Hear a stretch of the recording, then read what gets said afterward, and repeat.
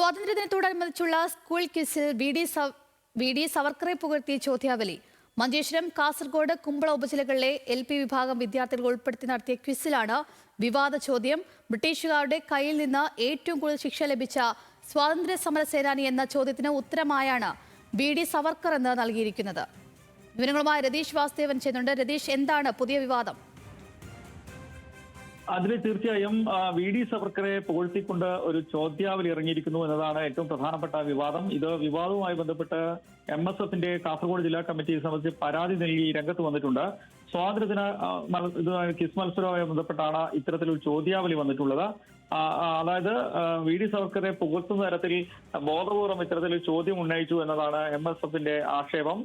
അതായത് LP ഉപജില്ലയിലെ സ്കൂളിൽ നിന്നുള്ള LP വിഭാഗം വിദ്യാർത്ഥികൾ ഉൾപ്പെടുത്തി സോഷ്യൽ സയൻസ് ക്ലബ്ബ് അസോസിയേഷന്റെ നേതൃത്വത്തിൽ നടത്തിയ ക്വിസ് മത്സരത്തിലാണ് AEO നൽകിയ ചോദ്യാവലിയിൽ ഇത്തരത്തിൽ ഇങ്ങനെയുള്ള ഏകപക്ഷീയമായ ചോദ്യമുണ്ട്. അതുമാത്രമല്ല, സവർക്കറെ ഇത്തരത്തിൽ ഒരു ദേശസ്നേഹി എന്ന നിലയിൽ, സ്വാതന്ത്ര്യ സമര സേനാനി എന്ന നിലയിൽ പറയുന്ന തരത്തിൽ രൂപപ്പെടുത്തി എന്ന് പറയുന്ന ആക്ഷേപം MSF ഉന്നയിക്കുന്നത്.